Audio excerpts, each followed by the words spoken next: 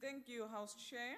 The Economic Freedom Fighters believes very strongly that no black person can ever be a foreigner in an African soil.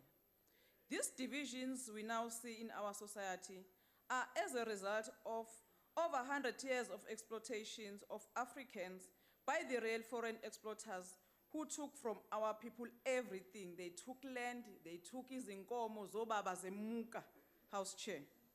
The foundations of South Africa, as we have to know it, are premised on the super exploitation of African labor from within this country and across the continent. They are still coming looking for livelihoods from within this country, from Central and Southern Africa, and have followed in the footsteps of their grandfathers, uncles, fathers along road or a railway line to the city of gold.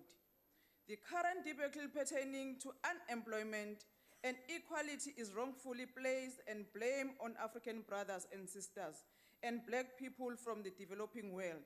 We are just fighting over crumbs.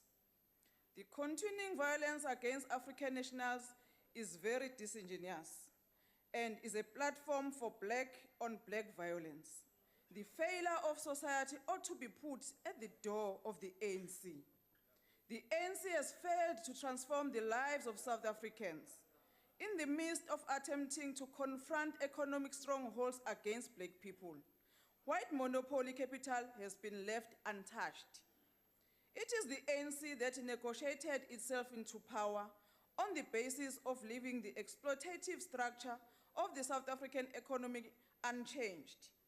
It is the ANC which has presided over massive unemployment of our people, leaving over 40% of young people eligible to work without work. It is the ANC which has, for the past 23 years, refused to force the very same mining companies which have exploited our people for over a century to process our minerals in this country, to create more jobs, instead of exporting raw materials to the developed countries. So there can be no harmonious living together in this country if the economy continues to be in the very same hands of a tiny foreign minority which has plundered our nation for centuries. There can be no harmonious living together if that tiny foreign minority still owns more than 80% of the land, and the ANC is okay about this whole situation. There can be no harmonious living together until South Africa truly belongs to her people, the dispossessed, the unemployed, the landless, and the ANC must give our people land, not tomorrow, but today.